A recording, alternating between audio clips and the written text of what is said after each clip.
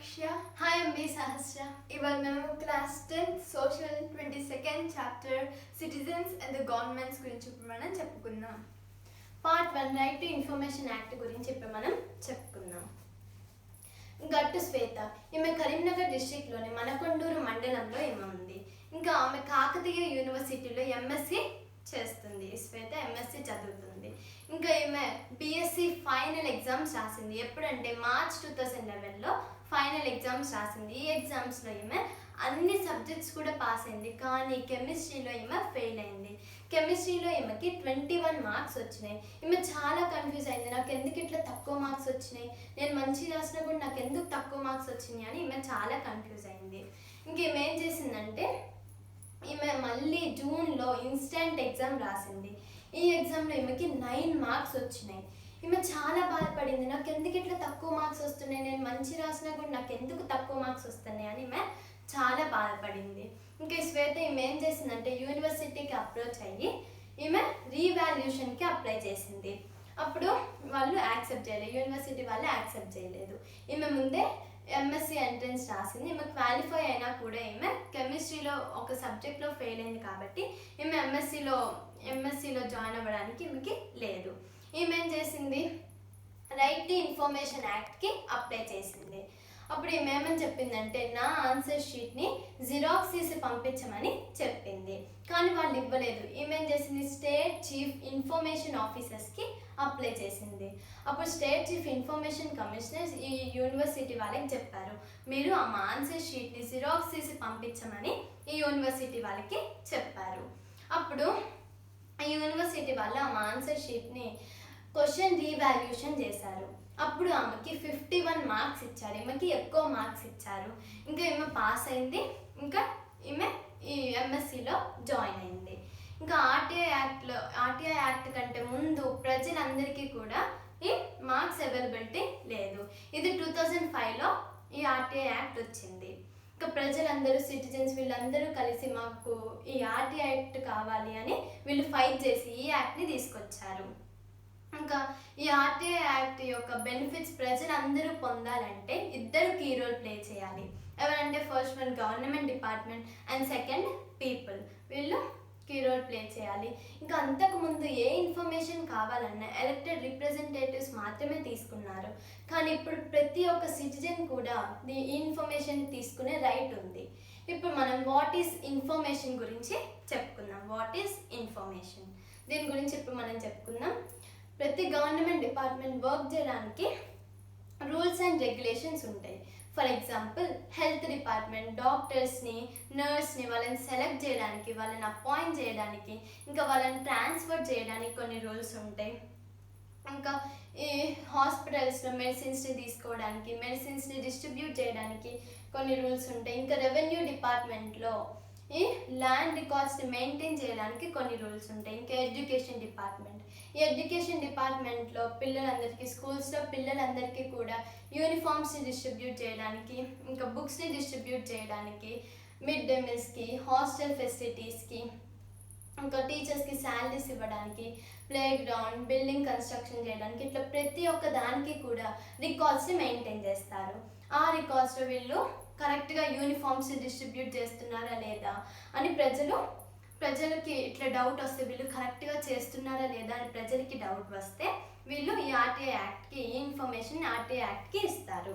ఇప్పుడు రోడ్స్ వేస్తున్నారనుకో, ఆ రోడ్స్ వేయడానికి పబ్లిక్ వర్క్స్ డిపార్ట్మెంట్ బోర్డు పెట్టి వాళ్ళు ఇట్లా ఈ రోడ్స్ వేయడానికి ఎంత మనీ ఖర్చు అయింది, ఇంకెన్ని రోజులు ఈ రోడ్స్ వేస్తారు, ఇంకా ఎంతమంది లేబరర్స్ ఈ రోడ్ వేయడానికి ఉంటారు అని చెప్తే అని రాస్తే ఇది ఇంకా క్లియర్గా తెలుస్తుంది.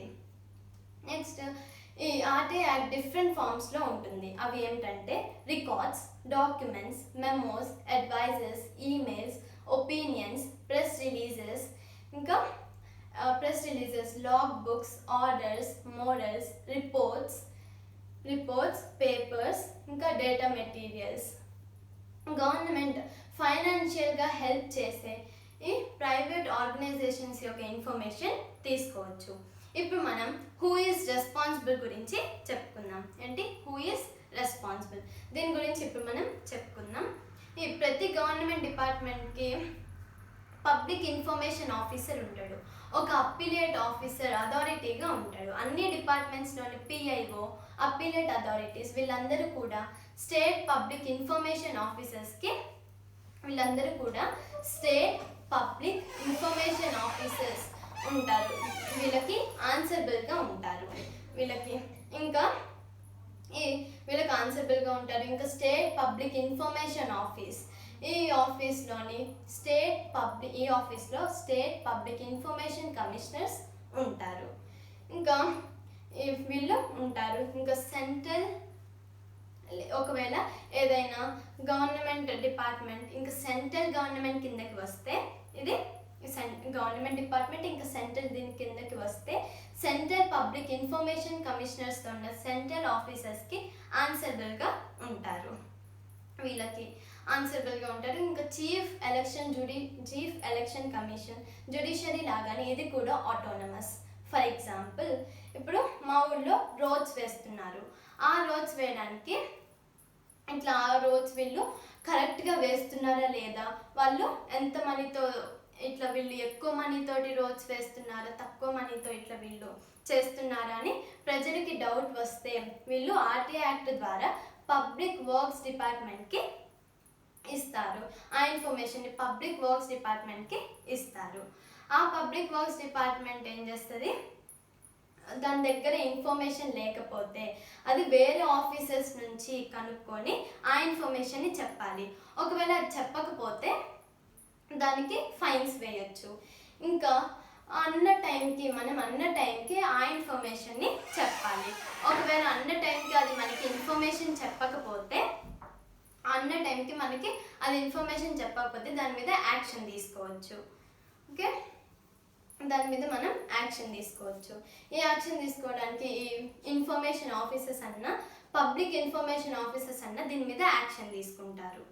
ఇప్పుడు ఈ ఆర్టీఐ యాక్ట్ కిందకు వచ్చే గవర్నమెంట్ ఆర్గనైజేషన్స్ ఏమిటంటే, ఈ integrated created under the constitution, ఇంకా made under the laws of parliament or state legislature, government notifications ద్వారా ఏర్పడిన ఆర్గనైజేషన్, గవర్నమెంట్ కంట్రోల్లో ఆర్గనైజేషన్, గవర్నమెంట్ ఫండ్స్తో ఉన్న ఆర్గనైజేషన్, నెక్స్ట్ ఈ డైరెక్ట్గా ఇండైరెక్ట్గా గవర్నమెంట్ ఫండ్స్ ఇచ్చే గవర్నమెంట్ ఆర్గనైజేషన్ ఇన్ఫర్మేషన్ వీళ్ళందరూ కూడా ఈ ఆర్టీఐ యాక్ట్ కిందకి వస్తారు.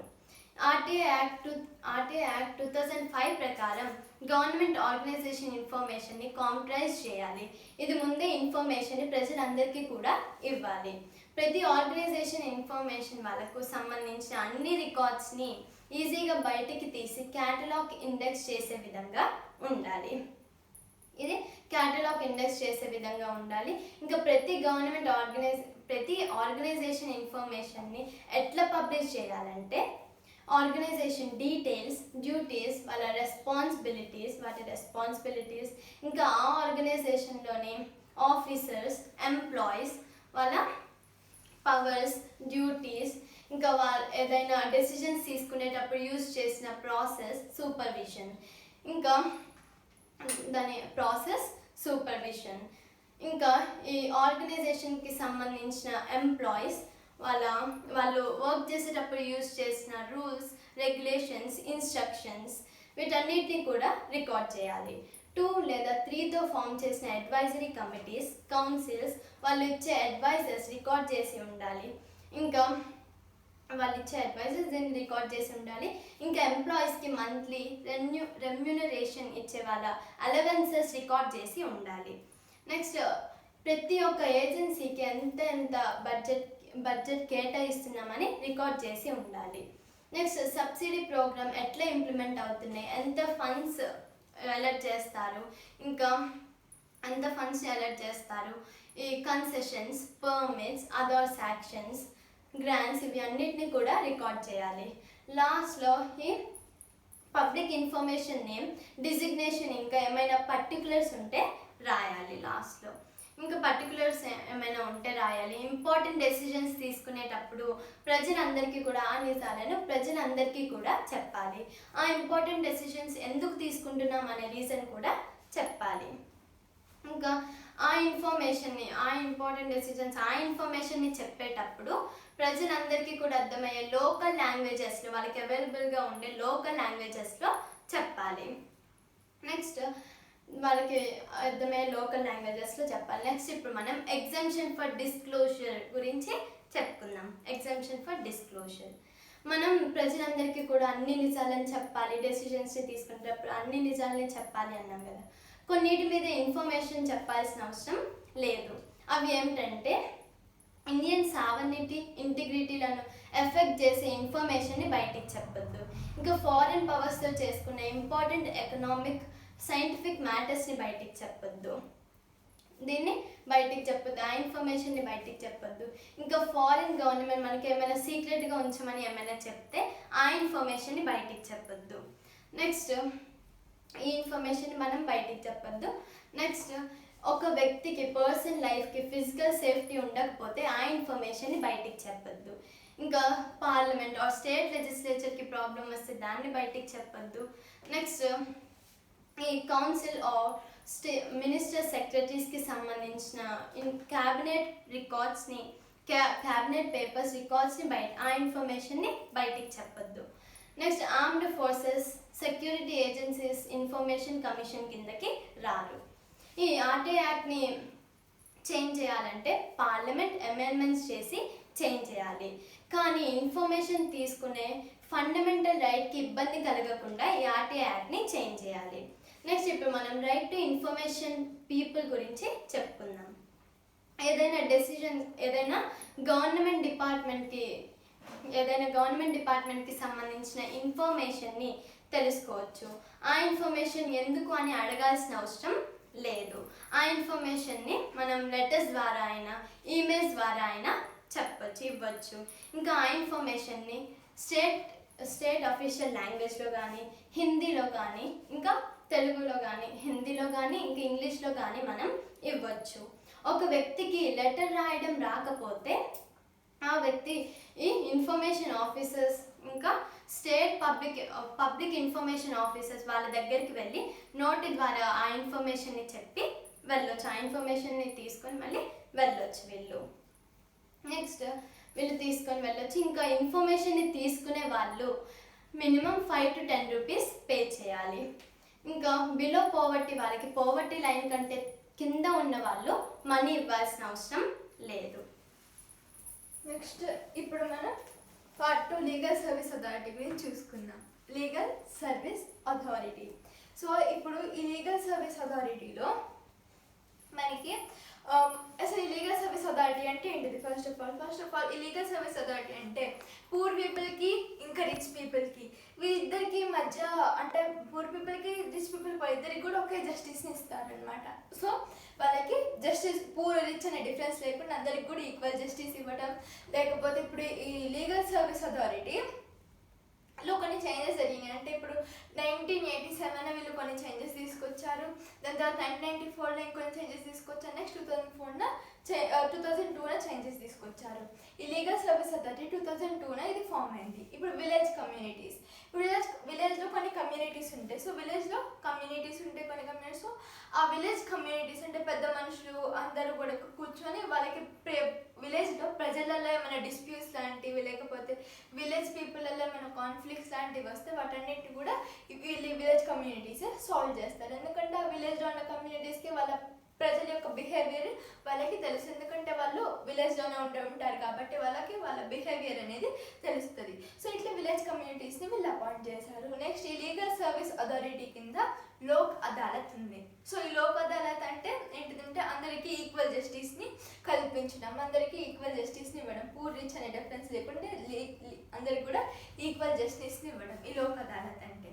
సో ఇప్పుడు ఈ లీగల్ సర్వీస్ అథారిటీ అని మనం చెప్పుకున్నాం. సో ఈ మనకి మెయిన్గా ప్రజలందరికీ కూడా ఈక్వల్ జస్టిస్ ఇవ్వడానికి నేషనల్ లీగల్ సర్వీస్ అథారిటీని వీళ్ళు ఫామ్ చేశారు.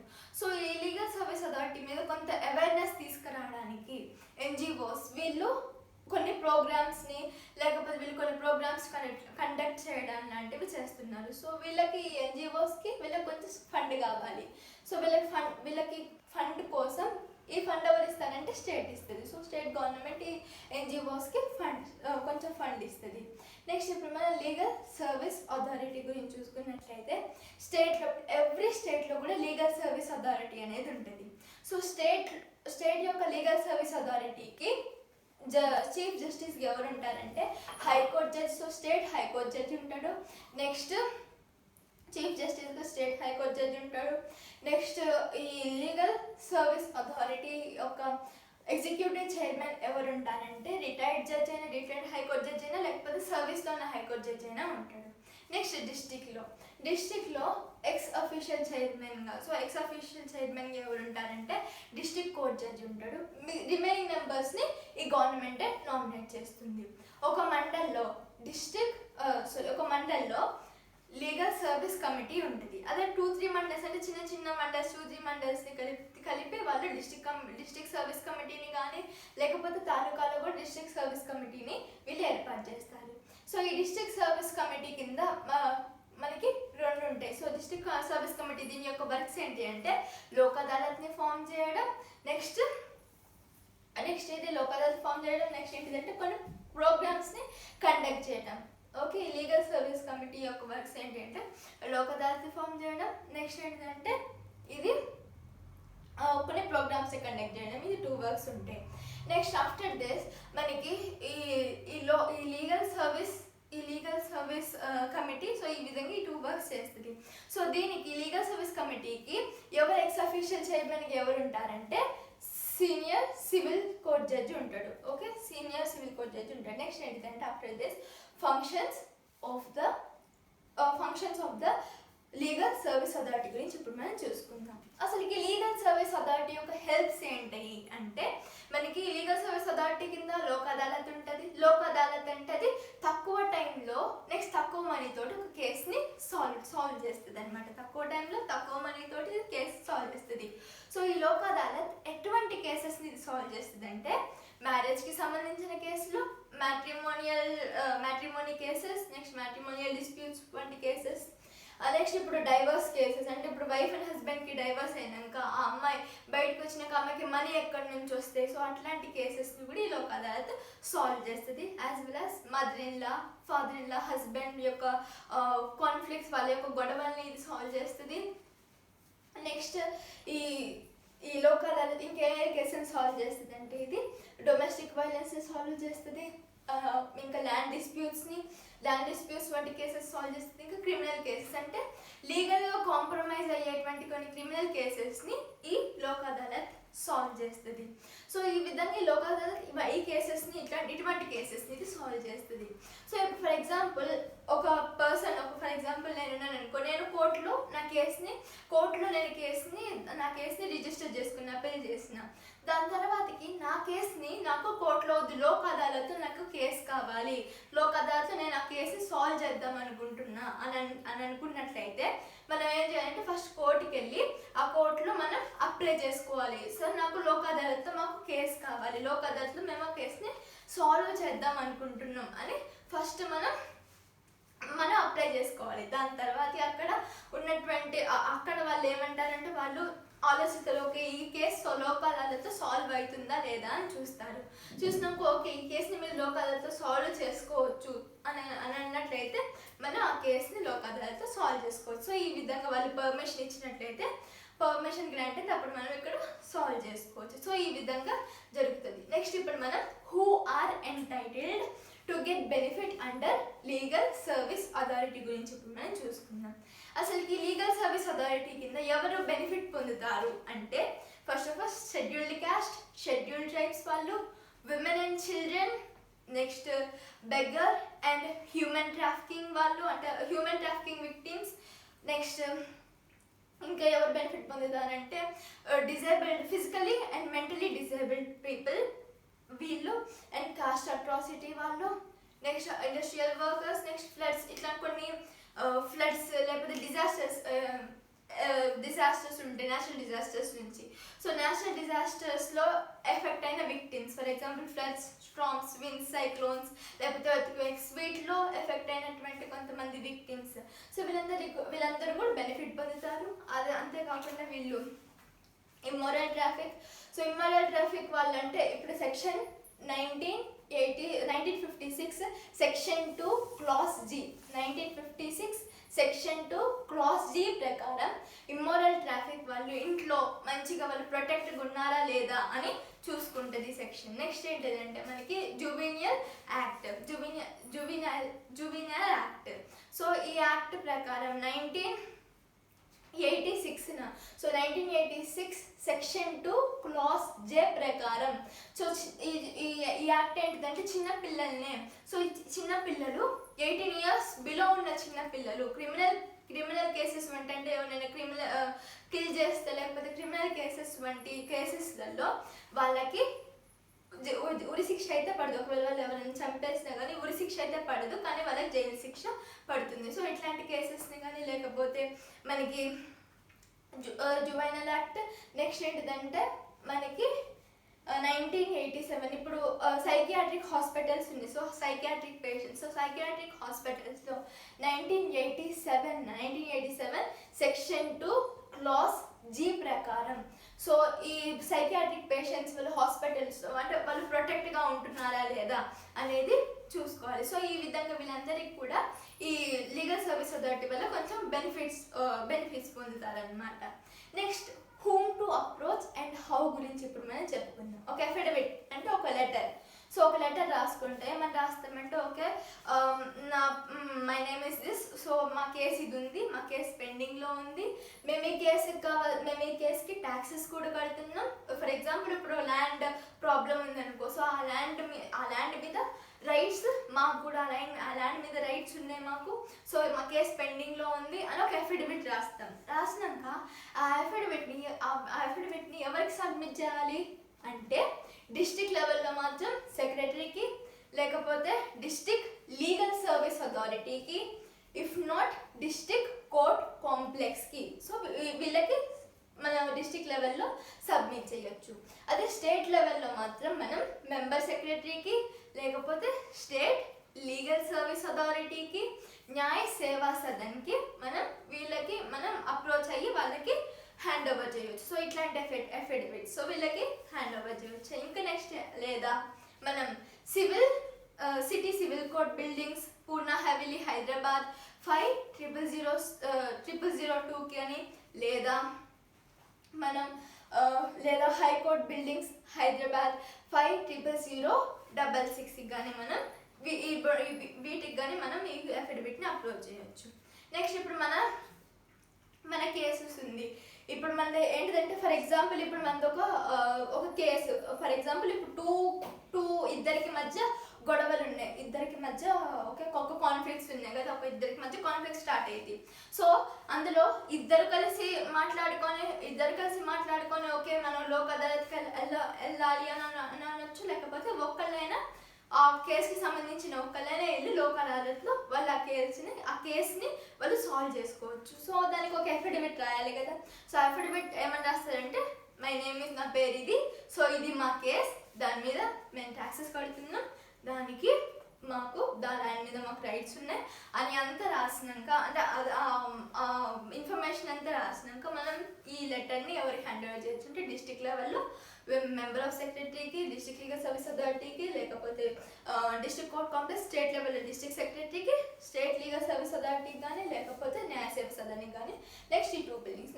నెక్స్ట్ ఏంటిదంటే మనం ఓకే ఇప్పుడు మనం entertainment of disputes and benefits of Lok Adalat గురించి ఇప్పుడు మనం చదువుకుందాం. Entertainment of disputes and benefits of Lok Adalat. So Lok Adalat వల్ల వచ్చే బెనిఫిట్స్ ఏంటి అంటే సో ఇప్పుడు మనకి తెలుసు లోక్ అదాలత్ అంటే ఆ లోక్ అదాలత్లో ఇద్దరికి కూడా పూర్కి రిచ్కి వీళ్ళిద్దరికి కూడా ఈక్వల్గా జస్టిస్ వాళ్ళకి అందిస్తారు, ఈక్వల్గా వాళ్ళకి జస్టిస్ అందిస్తారు. సో ఈ లోక్ అదాలత్లో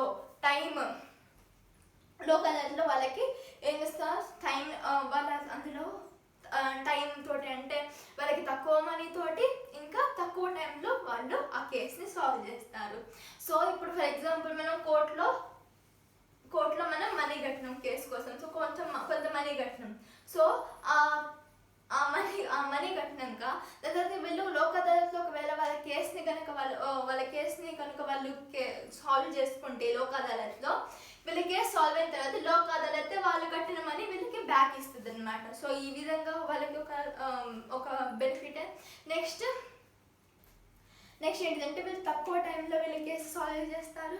నెక్స్ట్ ఇద్దరి క్లయింట్స్ లేకపోతే ఇద్దరు విక్టిమ్స్ కూడా ఈక్వల్గా వీళ్ళకి ఈక్వల్గా ప్రిఫరెన్స్ ఇచ్చి వీళ్ళకి చెప్తారనమాట. సో ఇతనికి లేకపోతే ఇతనికి ఇంకా వేరే అవుతుంది. సో వీళ్ళిద్దరికి కూడా ఈక్వల్ వాల్యూ ఇస్తారు. సో వీళ్ళిద్దరికి కూడా ఈక్వల్ జస్టిస్ అనేది ఈ లోక్ అదాలత్లో చెప్పడం జరుగుతుంది.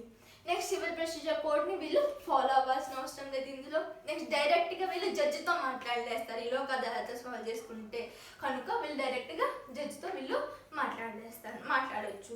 నెక్స్ట్ అదే కోర్టులో అయితే మనం లాయర్ ద్వారా ఇండైరెక్ట్గా మనం జడ్జితో మాట్లాడవచ్చు, కానీ ఇక్కడ లోక్ అదాలత్ మాత్రం డైరెక్ట్గా జడ్జితో మాట్లాడవచ్చు. నెక్స్ట్ ఏంటంటే ఈ లోక్ అదాలత్లో అడ్వకేట్స్ని కూడా వీళ్ళు ఫ్రీగా అపాయింట్ చేస్తారు. ఓకే, అడ్వకేట్స్ని కూడా వీళ్ళు ఫ్రీగా అపాయింట్ చేస్తారు. నెక్స్ట్ ఆఫ్టర్ దిస్ అడ్వకేట్స్ కూడా వీళ్ళు ఫ్రీగా అపాయింట్ చేస్తారు. నెక్స్ట్ వీళ్ళ అడ్వకేట్స్ అపాయింట్ చేసినాక వీళ్ళకి మనీ కూడా ఇప్పుడు జడ్జిమెంట్ తర్వాత కొంచెం జిరాక్స్ తీసుకోవాలి కదా. జడ్జిమెంట్ అంతా అయిపోయిన తర్వాత ఆ జడ్జిమెంట్ని జిరాక్స్ తీసిపించుకోవాలి కదా. సో ఆ జిరాక్స్ మనీ కూడా ఈ లోక్ అదాలత్ వాళ్ళే పెడతారు. సో ఈ విధంగా మనీ అంతా కూడా ఈ లోక్ అదాలత్ చూసుకుంటుంది. Okay, this is all about chapter 22nd chapter, and I hope you understood today's video. Thank you. Bye.